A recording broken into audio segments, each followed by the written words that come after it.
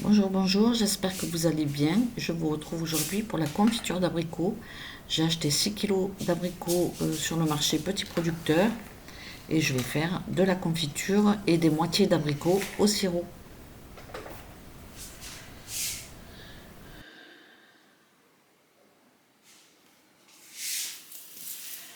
Donc là, j'ai 3 kilos de...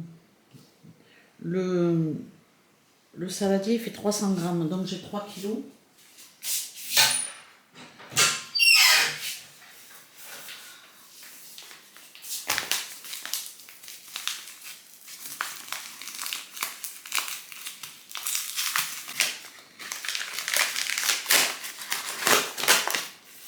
Donc 3 kilos 3, ça fait 4 kilos 3. Voilà. Je mets 1,5 kg.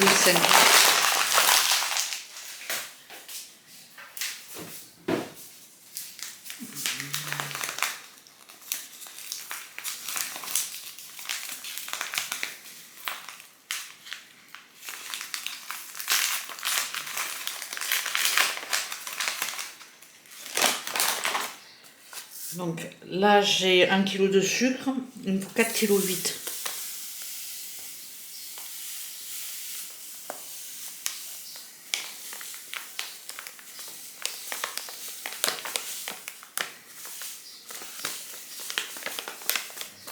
Voilà.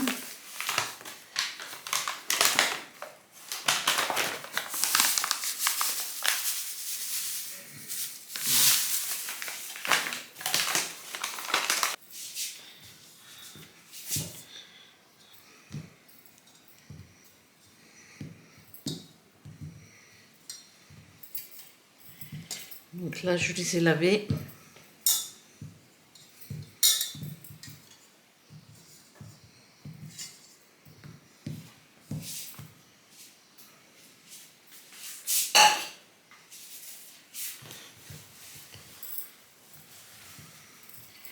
Donc ça, je m'en occuperai demain.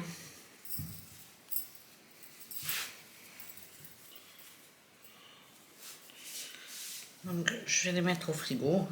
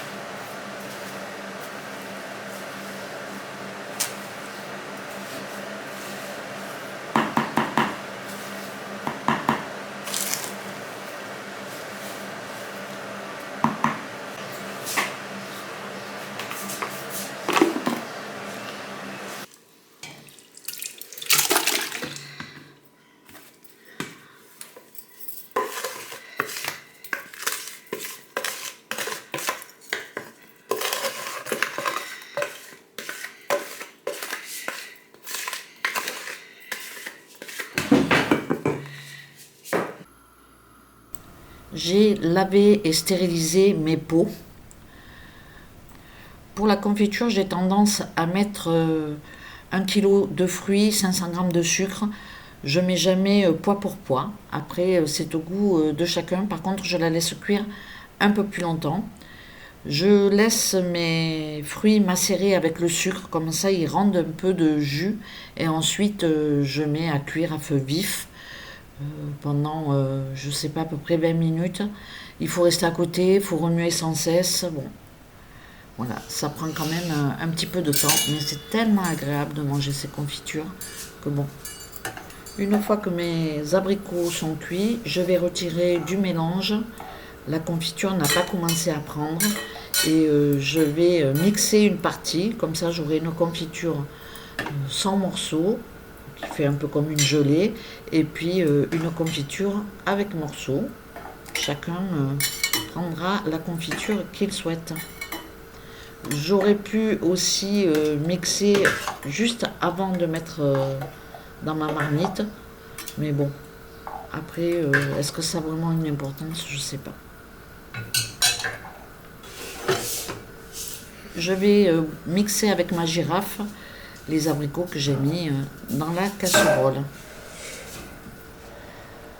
Donc dans un premier temps, je vais m'occuper de la confiture avec les morceaux qui est dans ma marmite. Comme vous le voyez, ça bouffe. Et sur le dessus, il y a de l'écume qui se forme. Ça fait comme une petite mousse. Donc avec l'écumoire, je vais tout simplement retirer toutes ces impuretés qu'il ne faut pas garder dans sa confiture. Une fois que j'ai retiré toutes ces petites impuretés qui sont à la surface, qui remontent, ben, je vais laisser cuire à feu vif ma confiture. Bon, par moment, je baisse un petit peu le feu parce que ça va très vite quand même. Mais il faut que ça bouillonne. Bon, je lâche pas ma confiture, hein, je tourne très régulièrement, je reste à côté parce que ça va très très vite. Et du reste, sur cette confiture, je discutais avec ma petite voisine et ça avait un peu accroché au fond. Donc elle m'a conseillé de rajouter un jus de citron. C'est ce que j'ai fait. Donc si votre confiture accroche au fond de votre marmite, n'hésitez pas à mettre un jus de citron. Donc en fonction des quantités, hein, vous mettez la moitié d'un jus de citron ou un citron entier. Là j'en ai quand même pas mal. Donc j'ai mis le jus d'un citron. Donc voilà, je continue de remuer, je la lâche pas. Et dès qu'il y a cette écume qui se crée à la surface, je la retire avec l'écumoire. Bon, c'est vrai que c'est un petit peu long à faire, hein, mais bon, c'est tellement bon.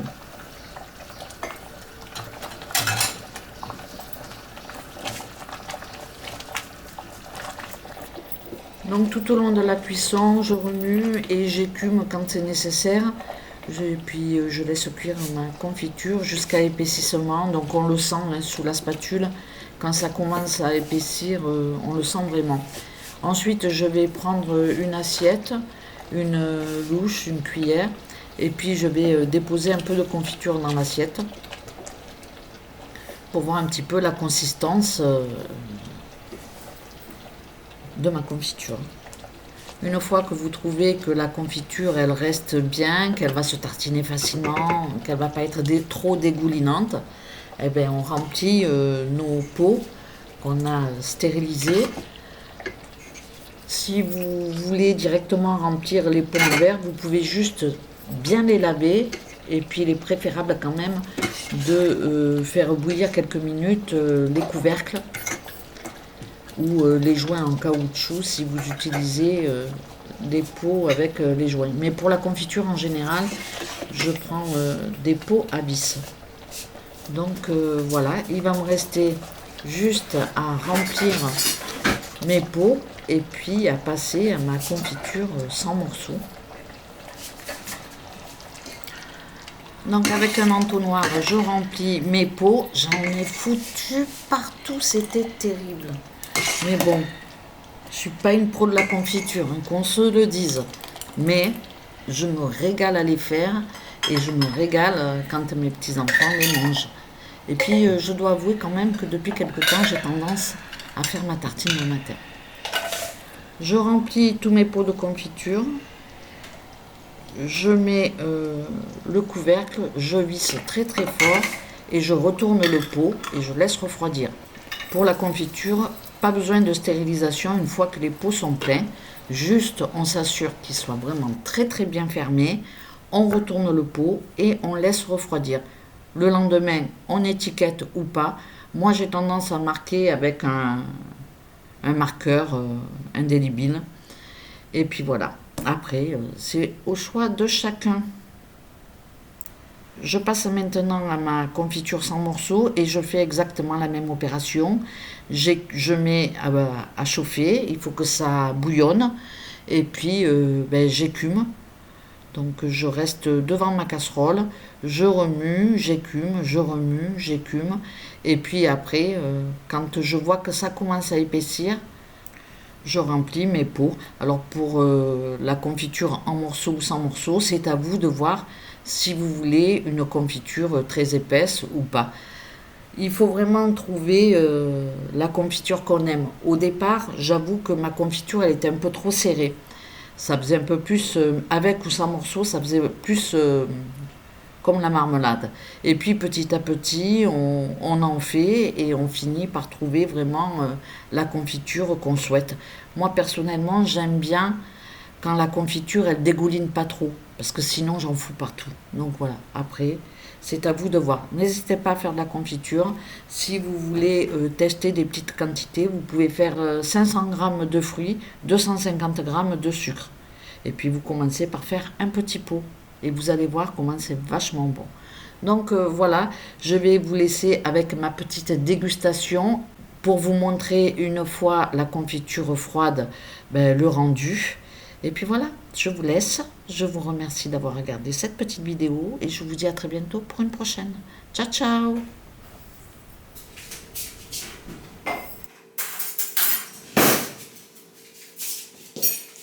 Je vous montre le rendu de ma pâte. Donc ça, c'est la confiture mixée. Donc vous voyez comment ça fait. C'est très facile à tartiner. C'est pas trop compact non plus. Il faut vraiment l'enlever au bon moment. Parce que quand ça refroidit, après ça serre encore. Donc voilà. Et franchement, c'est très bon. Pas trop sucré. Donc ça, je l'ai laissé comme ça parce que le matin, je vais déjeuner avec. J'ai fini, à chaque fois j'en garde un peu, j'ai fini celle qui était dans le bol. Et là, j'ai fait un pot de confiture. Quand j'ai fait ma confiture, j'avais pas assez pour remplir le pot. Donc là, c'est la confiture avec les morceaux. Donc vous voyez, on voit les morceaux, hein. On voit. Elle n'est pas passée. Mais elle est voilà, c'est incroyable. Voilà, je goûte. C'est meilleur avec les morceaux, au niveau goût. Ah ouais, c'est meilleur. Il n'y a pas photo. Je préfère avec les morceaux, ça y est. Mais après, à tartiner, à mettre sur les tartines, j'aime bien quand elle est mixée. Et j'aime bien faire les tiramisu avec la mixée. Donc voilà. Bon, c'est tout pour mes petites confitures. Je passe aux autres poules.